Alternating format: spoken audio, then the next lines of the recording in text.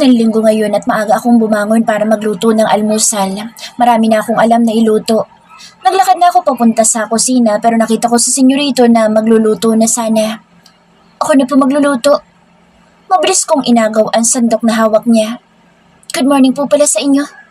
Saad ko sa kanya dahil nakalimutan ko siyang batiin. What's good in the morning? Bulong na sabi nito pero malinaw kong narinig. May sinasabi po ba kayo senyorito? Kunwari tanong ko sa kanya. I can cook my own food. Supladong sabi nito sa akin. Pero ako ang maid dito. Medyo naiinis na sabi ko sa kanya. You can live if you want. I don't need you here. Masungit ulit na sabi niya. Huminga ako ng malalim dahil parang sasabog na ako sa galit. Bakit? Tinatanggal niyo na ba ako sa trabaho? Seryosong tanong ko sa kanya. Hindi ito sumagot at malamig lang na nakatingin sa akin. Tumingin ako ng diretso sa mga mata niya. Nilabanan ko ang seryoso niyang tingin. Sana'y sinabi mo na kahapon para hindi na ako bumalik pa. Sabi ko sa kanya bago lumabas sa kusina at mabilis na pumasok sa silid ko. Gusto kong umiyak pero walang luha na pumapatak sa mga mata ko. Binalot ng galit ang puso ko.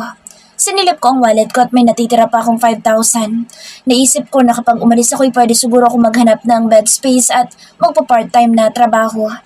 Nahagip ng mata ko ang calling card ni Stephen.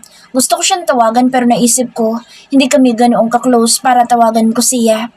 Sinimulan ko na ipasok ang mga damit ko sa dala kong bag. Inalis ko kasi ang mga gamit ko doon kagabi dahil binalik ko sa cabinet.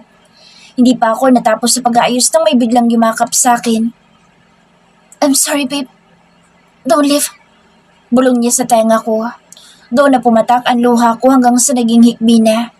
Hindi ko kasi inaasahan na hihingi siya ng sorry sa akin. Ang alam ko ay mataas masyado ang pride ng manong na ito. Bakit mo ako pinipigilan? Di ba itong gusto mo? Na umalis na ako? Naiinis na tanong ko sa kanya. Let's get married. Biglang sabi niya sa akin kaya napaharap ako sa kanya. Ano sabi mo? Kasal? Nautal na tanong ko sa kanya. Hindi kasi ako makapaniwala sa sinabi niya. Paano niya nagagawang alukin ako ng ganyang kaseryosong bagay? Sinagot niya ako ng isang masuyong halik na puno ng pag-iingat. Tumingin siya sa mga mata ko. I'm serious, babe. Sabi niya sa akin. Tumawa ako dahil hindi ko alam ang sasabihin ko. Naihibang na ba siya? Siguro may baliw na siya. Senyorito, kung joke yan, huwag mo akong pagtripan. Sad ko sa kanya. Sorry, alam ko na mabilis ito para sa'yo. Huwag mo nalang pansin ang sinabi ko. Let's go na. Samahan mo nila ako magluto ng breakfast. Sabi niya sa akin. Hindi ko alam pero yung inis na nararamdaman ko kanina bigla na lang nawala. Hindi ko kasi akalain na hihingi siya ng paumanhin sa akin. Isa din iyon sa dahilan kaya lumambot kaagad ang puso ko sa kanya. Masasabi ko talaga na may lugar na siya sa puso at buhay ko pero pilit kong itinatanggi. Naglakad kami papunta sa kusina habang siya ay nasa likuran ko, nakayakap na parang baby. Babe, parang ibang breakfast ang gusto kong kainin. Saad niya sa akin. Tumigil ka, senyorito. Hanggang ngayon masakit pa. First day of school na bukas, baka hindi ako makapasok kapag pinasukan mo ako. Naiinis na sabi ko sa kanya. Gagamutin na lang natin, babe. Tumatawang sabi niya. Ewan ko sa'yo. Saka, bakit babe ang tawag mo sa akin? Nakangusong tanong ko sa kanya. Kasi ikaw ang babe ko. Sabi niya bago niya ako hinalikan. Ewan ko sa'yo. Kinikilig na sabi ko bago ko tumalikod sa kanya para itago ang namumula kong mga pisngi. Para na sigurong kamatis ang buong mukha ko. Babe, harap ka na. Sabi niya sa akin. Babe, let's tayo later. Sabi niya ulit sa akin kaya napaharap ako sa kanya. Ha? Saan man tayo pupunta? Tanong ko sa kanya. We're buying your school supplies. Sabi niya sa akin. Huwag na, nakabili na ako. Sabi ko sa kanya. Dahil dyan, payag ka ba na makapag-date sa akin? Magiging busy kasi ako this coming days kaya mag-date na lang tayo tonight. Yaya niya sa akin. Ako naman ay hindi makapaniwala sa narinig ko. Date? Gusto niyo makipag-date sa akin? Para akong hihimatayin sa narinig ko. Pakiramdam ko ay aatakihin ako sa puso. Aatakihin sa kilig. Ikaw bahala. Sagot ko sa kanya pagkatapos ay mabilis akong pumasok sa kwarto ko. Nabibingi na naman kasi ako sa lakas ng tibok ng puso ko. Oh, seryoso? Date? Hindi makapaniwalang side ko habang nakaharap ngayon sa salamin. Daryl's POV. After our conversation about doon sa pagpasok sa university ay nagtampo ako. I don't like the idea na hindi kami sabay sa pagpasok sa school. Hindi ko na nga siya pwedeng makasama doon pati ba naman sa pagpasok. Sa inis ko'y bumalik ako mag-isa sa Maynila. Isang desisyon na pinagsisihan ko. Tumawag ako kay nanay dahil sobrang nakonsensya ako. Hello po, Nay. Si Daryl po ito. Nandyan pa po ba si Sasha? Tanong ko sa kanya. Naku anak, kanina pa siya umalis. Kumusta? Nakarating ka na ba dyan? Tanong niya sa akin kaya lalo ako nakaramdam ng pagkakakonsensya. Salamat po, Nay. Huling sabi ko bago ko ibinaba ang tawag. Napasabunat ako sa buho ko sa frustration sa ginawa ko pero ano pa ba magagawa ko? Matulog kaya muna ako. Shit, kahit matulog ay hindi ko na magawa. Hindi ko maiwasan na magbalik tanaw sa nangyari sa amin sa talon. That was the best experience for me. Sa dami ng naikama ko ay sa kanya lang ako nanggigil na parang ayoko na siyang tigilan pa. Kadalasan kasi ay one round lang ako palagi pero sa kanya, I really want more. Humiga ako sa sofa dahil gusto ko na makatulog dahil bala ko siyang sunduin sa bus station mamaya. Papikit pa lang ako nang may biglang nag-doorbell. I missed you, Daryl. Where have you been? Tanong sa akin ni Aryan. Niyakap niya ako pero tinanggal ko ang kamay niya. What brought you here? Bakit ka nandito? Anong kailangan mo? Sunod-sunod na tanong ko sa kanya. Visiting you. And also, nagdala ko ng food for you. Nakangiting sagot niya sa akin. You can leave now, Aryan. Kalmadong saad ko. Why are you acting like that? Inis na tanong niya sa akin. You're not supposed to be here. We're no longer in a relationship. Sagot ko naman sa kanya. Walang pasabi niya akong hinalikan. Hindi ko napaghandaan ang ginawa niya. Saktong dumating si Sasha. Nakita ko ang gulat sa mga mata niya. Pinilit kong maging normal sa harapan niya pero bigla akong nakonsensya. Masyadong mataas ang pride ko kaya nagawa ko pa din siyang suwitan. Sa pag-iwan ko sa kanya at sa wala akong nagawa para hindi maging mababa ang tingin sa kanya ni Aryan. Parang nalunok ang dila ko dahil hindi ko siya magawang ipagtanggol. Si Aryan ang inaanak ni Mommy na naging una kong kasintahan na naging dahilan din kung bakit ako naging babaero. Kahit na matagal na kaming naghiwalay ay pilit kong inaasam na magkita kaming muli at bumalik sa dati. Pero nagbago ang lahat simula nang dumating si Manang. Maaga akong nagising para magluto ng breakfast. Mamayang gabi ay may dinner sa bahay para sa celebration ng birthday ko. Ako na po dyan, senyorito. Anya sabay agaw sa sandok na hawak ko.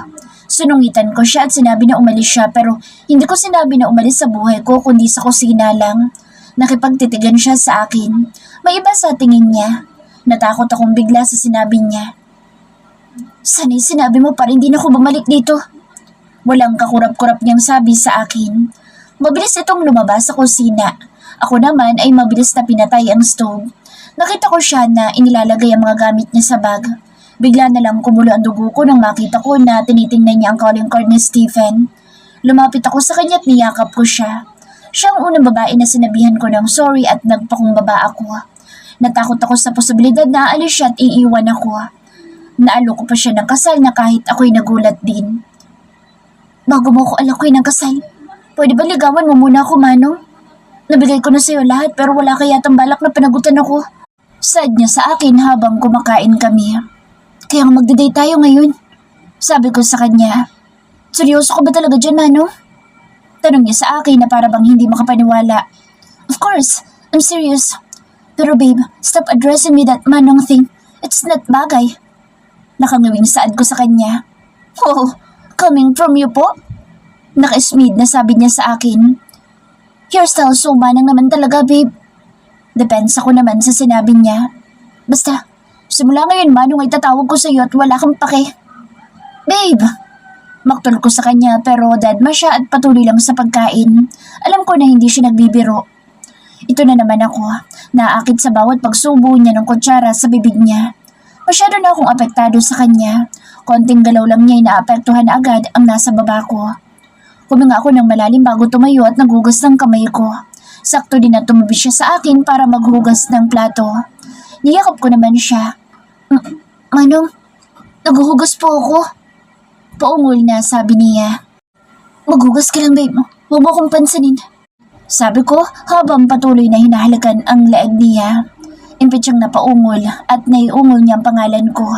Dahil sa sinabi niya, bigla na lang bumigay ang pagtitimpi ko. Hindi mo alam kung anong binubuhay mo sa pagtawag mo sa akin. Pabulong na sabi ko sa tenga niya. Wala na akong sinayang na pagkakataon. Gamutin muna natin yung sugat mo, babe. Bulong kong sabi sa kanya. Makakalakad pa naman siguro ako bukas, no? Diba? Let's see, babe. Sagot ko sa kanya dahil hindi rin talaga ako sigurado. Isa lang ha? Kasi bigla akong absent sa school bukas. First day of school pa naman. Paalala niya sa akin. This is my first time doing this at the kitchen and all I can say is, it's so damn good. Let's take a shower, babe, and be ready for round 2. Nakangising sabi ko habang karga ko siyang papasok sa room ko. Ang sinungaling mo. Sabi mo isa lang. Sinasabi ko sa iyo, Manong, kapag ako hindi makapasok bukas, lagot ka talaga sa akin. Naiinis na banta niya sa akin. Dahil sa pagtawag mo sa akin ng Manong, ay may additional na isa pang round. Nakangising bulalas ko sa kanya. Ano? Sagaw niya sa akin na halos mabingi ako sa lakas ng boses niya. Sasha's Pilvia. Hindi ako makapaniwala na bumigay na naman ako kay Manong. Ang sakit tuloy. Babe, are you okay? Tanong niya sa akin. Sa tingin mo ba'y okay lang ako, Manong? Kung kaya sa sitwasyon ko, itatanong mo pa kaya yan? Inis na sabi ko sa kanya. Yumakap ito sa akin. Sorry babe, kung napasobra ako. Ang sarap mo kasi kaya hindi ko maiwasang hindi ka angkinin. Sad niya habang nakasiksik sa dibdib ko. Hindi pa kami bumabangon simula kanina. Di ba may dinner kayo ngayon sa mansyon? Bakit hindi ka pa nag-aayos? Nagtatakang tanong ko sa kanya. Tayo babe, kasama ka. Hindi pwedeng maiwan ka dito. Nakangiting sagot niya sa akin. Diyos miyo ka, Mano. Kaya ko ba maglakad ngayon? Nakalabing pahiyag ko sa kanya. Siguro. Hindi siguradong sagot niya sa akin. Huminga ako na malalim dahil ano pa ba magagawa ko boss ko pa rin siya. Bumangon ako para maligo. Pagtayo ko'y nanginginig ang mga binti ko. Babe, let me help you. Anya bago ako buhatin papunta sa banyo. Mabuti na lang may warm shower kaya naibsan ang sakit. Pasalamat din ako dahil walang ibang ginawa sa akin ang Manong na ito. Dahil kung nagkataon ay lumpo na talaga ako. Nagbihis ako at nang lumabas ako sa silid ko ay saktong labas din niya. Let's go babe. Yaya niya sa akin habang hawak ang kamay ko. Sabay kami lumabas sa kondo niya habang magkahawak kamay. Tumingin pa ako sa paligid dahil baka may makakita sa amin. Pilit kong tinatanggal ang kamay ko pero lalo niyang hinihigpitan ng hawak. Relax babe, it doesn't matter kung may makakita sa atin. Pabulong na sabi niya sa akin. Kahit na. Sagot ko naman sa kanya. Hindi ito nagsalita at patuloy lang sa paghila sa akin. Pagdating namin sa parking lot ay pinagbuksan niya ako ng pinto ng kotse. Medyo nailang ako dahil hindi ako sanay na ganito siya sa akin. Pumasok siya sa kabila. Siya na nag-ayos ng seatbelt ko. Kinilig pa ako sa ginawa niya dahil hinalikan niya ako bago nagmaneho papunta sa mansyon. Pagdating namin ay hinalikan muna niya ako bago siya bumaba. Wala namang nakakita dahil full tinted ang sasakyan niya. Nauna siyang bumaba samantalang ako ay hirap sa paglalakad dahil medyo makirot ang nasa gitna ko. Nanay Vida, kamusta po kayo? Masayang tanong ko kay nanay sabay yakap na rin sa kanya. Mabuti naman ako anak. Sasha, namiss ka namin. Kamusta ka na? Tanong nito sa akin. Mabuti din po ako, Nay. Kakauwi ko lang po kahapon galing sa probinsya. Bukas pa yung unang araw ng pasukan ko sa university. Saad ko sa kanya. Ang galing naman at makakapag-aral ka na. Pero taka lang, bakit ganyan ka maglakad? May masakit ba sa'yo? Biglang tanong nito sa akin. Masakit lang po ang paa ko, Nay. Kasi napatid po ako kanina. Saad ko dito. Sorry po, G. Pero nagiging sinungaling na talaga ako. Sabi ko sa isipan ko. Pumasok ako sa kusina para tumulong sa kanila. Sa garden daw kasi gaganapin ng dinner dahil may mga darating na bisita. Abala ang lahat at kahit ako'y hindi ko na malaya ng oras. Ako ay nagdala ng juice sa mesa nila. Ang laki ng ngiti sa akin ni Mira. Hi Sasha, I missed you. Bulong sa akin ni Dayan nang sinalinan ko siya ng juice. Miss you too. Pabulong kong sabi sa kanya. Nakita ko na kumunot ang noo ni Manong nang si Senyorito Dila na ang nilagyan ko ito ngiti ito sa akin. Ngumiti akong pabalik sa kanya. Pagbalik ko sa kusina ay may bigla na lang humila sa akin sa madilim na parte ng garden. Hindi ko napaghandaan ang halik sa akin ng taong kilalang kilala ko. Darila, pabulong kong sambit sa pangalan niya. That's your punishment dahil ngumiti ka sa iba. Sa akin ka lang dapat ngingiti. Sabi niya bago niya ako iniwan. Ay, napakasaloso talaga. Tahimik ako nakatayo sa gilid nang makita ko si Arian at Max na masama ang tingin sa isa't isa. Biglang tumingin sa akin si Max at pati ba naman sa akin ay galit din siya. How's your life in Australia, Arian my dear? Tanong dito ni Senyora. It's really great, Ninang. But my life is not totally happy because I missed Daryl so much and I'm ready to settle down this time. Sagot dito kay Senyora. Napatingin sa akin si Manong pero umiwas ako ng tingin. That's good to hear, Iha. I think Daryl is also ready to settle down and to have his own family. Gusto ko na ng mga apo. Right, Daryl? Nakangiting sabi ni Senyora sa kabinalingan si Manong. I don't have time for that. Sagot nito. I gotta go, Mom. Paalam nito kahit hindi pa ito tapos kumain. Pero anak, hindi ka pa tapos kumain. Pigil dito ni Senyora pero sinabihan ito ng asawa niya na hayaan na lang. What are you waiting for, Manang? Masungit na tanong nito sa akin. Sorry po, Senyorito. Uuwi na po ba tayo? Tanong ko sa kanya. Yeah, tipid na sagot niya sa akin. Sa tingin ko'y malalim ang relasyon nila ni Arian kaya hindi ito komportable na pag-usapan ng tungkol sa pag-aasawa. Pero kahapon ay naghahalikan pa nga sila. Bigla tuloy sumagi sa isip ko na, paano pala ako? Anong tingin niya sa akin? Ayoko maging kabit o other woman niya. Daryl, wait! Habol ni Arian sa amin. Ako naman ay nanatili lang sa kinatatayuan ko. Why are you leaving so early? Tanong nito kay Manong sa bayakap dito. Umiwas agad ako ng tingin dahil biglang sumakit ang mata ko. We need to go now, Arian. May gigil sa boss dito habang tinatanggal ang braso ni Arian na kapulupot sa kanya. Let's go, Manang! Sagaw niya sa akin kaya nataranta ako. Mabilis akong sumakay sa sakyan. Hindi ko na naayos ang seatbelt ko nang pinaharot na niya ito kaagad. Sa sobrang kaba ko ay hindi ko na malaya na tumulo na pala ang luha ko. Nagulat na lang ako nang bigla itong pumreno at niyakap ako. Sorry babe, sabi nito sa akin. Did I scare you? Tanong niya sa akin. May balak ka ba na magpakamatay? Huwag mo naman ako isama dahil gusto ko pa magkaasawa at magkaroon ng anak. Wala sa sariling sabi ko sa kanya, dahilan para sumilay ang magandang ngiti sa labi niya. Let's go, babe. Mag-date na tayo. Sabi nito bago paandarin ang sasakyan papunta sa lugar kung saan kami maghahapunan. Pero bago yun ay hinalikan niya muna ako. Nakarating kami sa isang restaurant. Ang alam ko'y dampa ang tawag nila dahil sa dami ng mga seafood na sinaserve nila. Natuwa talaga ako dahil paborito ko ng seafoods. Wow, mukhang masarap. Excited na sabi ko. Ngumiti sa akin si Manong sabay kabig sa akin para bumulong. Mas masarap ka pa rin, babe. Pabulong? Nasaad niya. Namula naman ako sa sinabi niya. Tumigil ka nga dyan. Pero, excuse me po, Manong. Matagal ko nang alam at totoo yung sinasabi mo. Dahil kung hindi, di sana ako nahihirapang maglakad ngayon, no? Confident na sabi ko sa kanya. Isang malakas na tawa ang pinakawalan niya kaya kinurot ko siya. Nakakahiya kasi sa mga taong nandoon. Manahimik ka nga, nakakahiya ka. Inis na sabi ko. Hindi ito nagsalita at kunwari nag-zipper siya ng bibig niya. Nagmukhang cute naman siya doon. Total package na cute na gwapo. Masaya kaming kumain at sobrang nabusog ako at nag-enjoy. Sabi niya first date daw namin ito kaya kumuha ko ng mga litrato namin. Hindi muna kami umuwi dahil naglakad-lakad muna kami sa sidewalk malapit sa dagat. Good luck on your first day of school, babe. And remember, no boys. Paalala niya sa akin. Noted po, Manong. Sagot ko sa kanya. Pasado 10:00 na ng gabi kami nakauwi. Good night, babe. Saad niya sa akin sabay halik sa noo ko saka sa labi ko rin. Panabay kaming napaungol nang lumalim ang halika namin. We need to stop now, babe. Baka hindi ka na talaga makalakad kapag hindi ako makapagpigil. Nahihirapang sabi nito sa akin. Good night, Manong. Malambing na sabi ko sa kanya. Hinalikan ko muna siya bago ako pumasok sa kwarto ko. Tumakbo pa ako dahil baka bigla na lang itong sumunod. Naglock na din ako ng pinto para sigurado.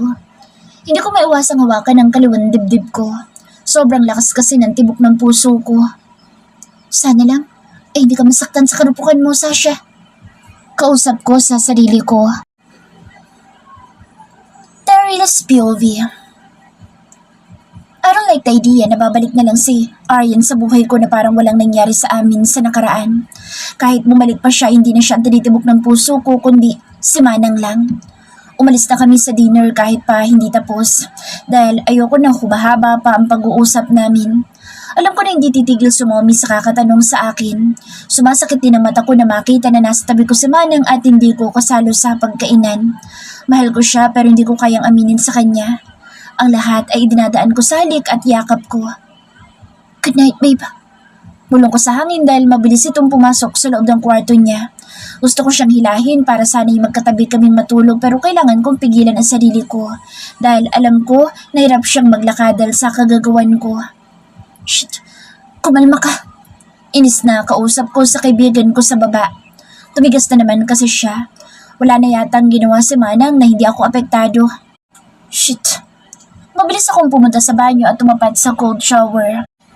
Nag-aalala na ako ngayon kapag nasa university kami at dinalaw ako ng kahiligan ko. Umaga na ako sa kama ko para matulog na dahil maaga pa ang pasok ko bukas. Nakatulog ako dahil katabi ko ang panty ni Manang na itinago ko para hindi niya malaman.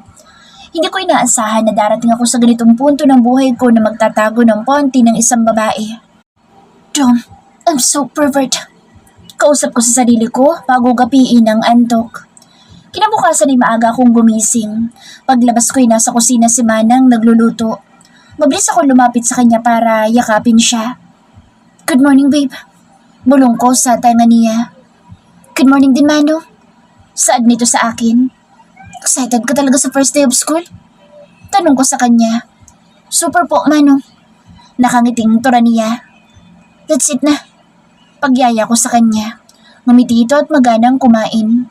Ako na naghugas ng pinagkainan namin. Tapos na ako maligo kaya magbibihis na lang ako. Ibang feeling ko ngayon. Mas excited kaysa sa una kong pagpasok noon sa university. Lumabas ito sa silid niya. Kahit na old style ang pananamit niya ay litaw na litaw pa rin ang kagandahan niya. Walang pasabing hinapit ko ang bawang niya at sinakop ko ang labi niya. Napangiti naman ako dahil tinugon niya ang halik ko sa kanya. Babe, tawag ko sa kanya. Daryl, may pasok pa tayo. Paalala niya sa akin. John, babe, mababaliw ako kapag hindi natin ito gawin. Saad ko sa kanya. Pinatalikod ko siya at itinaas ko ang suot niyang palda. Daryl, anong ginagawa mo? Nauutal na tanong nito sa akin. Quickie lang, babe. Hindi tayo aabot ng 5 minutes. Sagot ko sa kanya. At maya-maya pa nga ay sabay naming narating ang sukdulan. Nagpunas ako ng wipes at siya naman ay mabilis na pumasok sa room niya para magpalit. Hindi ko maiwasang mapangiti habang nakatingin sa relo ko. I can't believe it. Wala sa sariling bulalas ko dahil saktong 3 minutes lang ang pagtatalik namin. Hindi ko makapaniwala na ganoon akong kabilis labasan. Hindi man lang umabot ng 5 minutes. Binasa akong ibabang labi ko. Ang tamis talaga ng labi niya. Kung wala lang akong pasok ay ikukulong ko siya sa loob ng kwarto ko. Tara na, Mano. Sigaw niya sa akin pero walang effect sa akin. Siguro kung ibang tao ay nasigawan ko na rin agad ito. Hawak kamay kami lumabas sa kondo. Nagpaalam ito na hindi sasabay sa akin kaya pumayag naman ako. Mas mainam na rin siguro iyon para sa amin. Hindi pwedeng padalos-dalos ako sa mga desisyon ko, lalo na pagdating sa kanya. Bye, Manong. Ingat ka sa pagmamaneho. Paalala niya sa akin. I will, babe. You too. Ingat ka sa biyahe. And remember, no boys around. Paalala ko din sa kanya. Ngumiti ito sa akin na lalong nagpaganda sa kanya. Kaya masaya akong pumasok sa kotse. Nung makasakay na ito sa bus, nagmaneho ako papunta sa university. Pagdating ko doon ay inayos ko muna ang sarili ko bago bumaba. Si Sasha lang ang kahinaan ko, kaya balik ulit ako sa pagiging seryoso ko. Pagbaba ko ay binati ako ng mga estudyante na nadadaanan ko pero nang mapadaan ako sa tabi ni babe ko ay parang gusto kong bumigay. Good morning, sir. Malambing ang paraan ng pagbati niya sa akin. Hindi ako sumagot at nilampasan lang siya habang pinapanatili ko ang seryoso ekspresyon ng mukha ko. Ang totoo ako ang magiging first professor nila. Pumasok muna ako sa faculty room at nagkaroon ng maikling meeting bago ako nag-proceed sa room ni Sasha. Daryl, tawag sa akin ni Max. Yes, Miss Oli. Formal na tanong ko sa kanya. Namiss lang kita. Umalis ka na kasi agad kagabi. Mahinang sabi nito. I'm already late in my class, Miss Oli. Kung hindi naman importante, mamaya na tayo mag-usap. Ani ko sa kanya. Hindi ko na hinintay na magsalita ito dahil mabilis ko siyang iniwan sa hallway at pumasok sa loob ng room ni Sasha. Good morning, sir. Sabay-sabay na bati nila sa akin. Unang hinanap ng mata ko sa Sasha at naningkit agad ang mata ko nang makita ko kung sino ang katabi niya. Her childhood crush. If I'm not mistaken, his name is John. Mukhang may ibabagsak agad ako sa first semester pa lang. Bulong sa akin ang isang bahagi ng utak ko. Good day, class. I'm your Professor Daryl Robles. I know some of you already know kung gaano ako kahipit.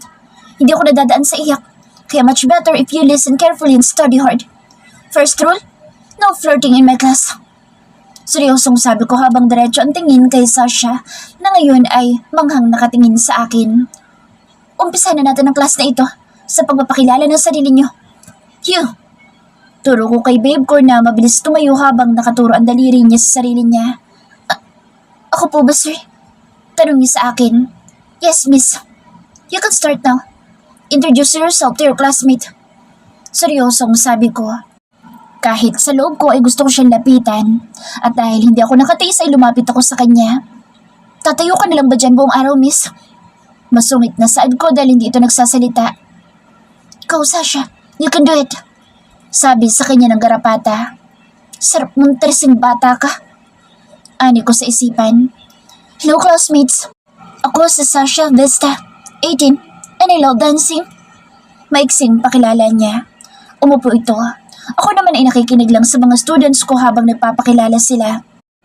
The two of you, the door is open. Lumabas na kayo dahil ayoko sa mga kagaya niyo na hindi nakikinig sa klase ko.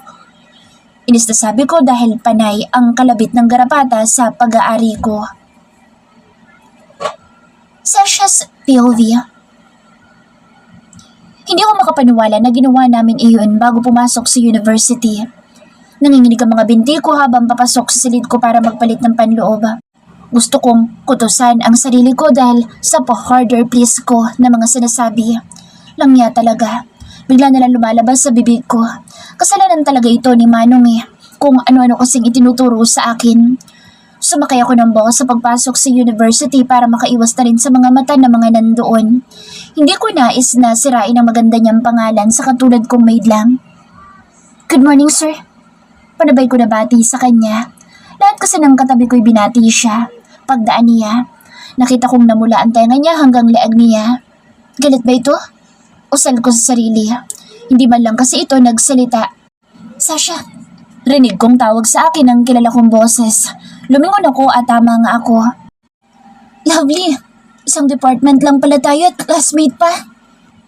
Saad ko sa kanya habang nagyayakapan kami. Oo nga, ang saya at may kilala ko dito. Sa kambal kasi nasa kabilang building siya. Masayang sabi nito. Tara na, baka mahuli pa tayo. Pagyaya ko sa kanya. Tara na, kasi ang alam ko masungit at terror ang prof natin ngayon. Nag-aalalang sabi nito sa akin. Totoo? Nakakatakot naman. Hindi makapaniwalang tanong ko. Pero friend, sobrang gwapo daw nun. Marami may gusto sa kanya dito na students at yung mga single na professor. Kwento niya habang kinikilig. Napaisip akong bigla sa sinabi niya. Parang kilala ko ang sinasabi niya o baka mali lang ako ng hula. Ganun ba? Kaya magmadali na tayo, baka ibagsak tayo agad sa first day. Saad ko kay Lovely. Naglakad na kami para hanapin ang room namin. Nang makita namin ay pumasok na agad kami. Sa bandang likuran ako umupo. Ayoko naman sa harap, baka mainis lang sila sa akin. Nakita ko kasi na tumaas ang isang kilay nung kaklase ko. Sasha! Rinig kong may tumawag ulit sa akin. Inangat ko ang ulo ko at nanlaki ang mata ko nang makita ko si John. Nanatili lang ako sa upuan ko. Tumabi na ba nito sa akin? How are you, Sasha? Imahopi na magkaklase tayo. Nakangiting sabi niya. Alangan naman ang ngiti ko sa kanya dahil bigla na lang bumulong sa tenga ko ang boses ni Manong. Remember, no boys around. Salitang nag-e-echo sa tenga ko ng paulit-ulit. Ako din, masaya ko. Sagot ko na lang kay John. Nakangiti naman ito ngayon. Maingay ang room namin dahil nagsisimula ng magpakilala ang lahat, samantalang ako'y tahimik lang sa upuan ko. Natahimik kami nang pumasok na yung unang guro namin at hindi ako makapaniwala na si Manong na nga talaga. May kutob ako kanina pero hindi ko akalain na tama ako. Nakakatakot naman ang aura niya. Tama nga si Lovely na napakasungit at seryoso nito. You, introduce yourself. Sabi niya sabay turo sa akin. Ako po ba? Kabadong tanong ko. Sinungitan pa talaga niya ako. Kanina sarap na sarap siya sa akin, ngayon na may galit siya. Umanda siya sa akin mamaya sa kondo niya. Inis, nasabi ng utak ko. Pero ang kontrabida sa loob ko ay bumulong na naman. Anong lagot boss mo yun? Baka ikaw ang lagot. Tumigil ka nga dyan. Saway ko naman. Pakiramdam ko ay mababaliw na naman ako dahil kinakausap ko na naman ang sarili ko.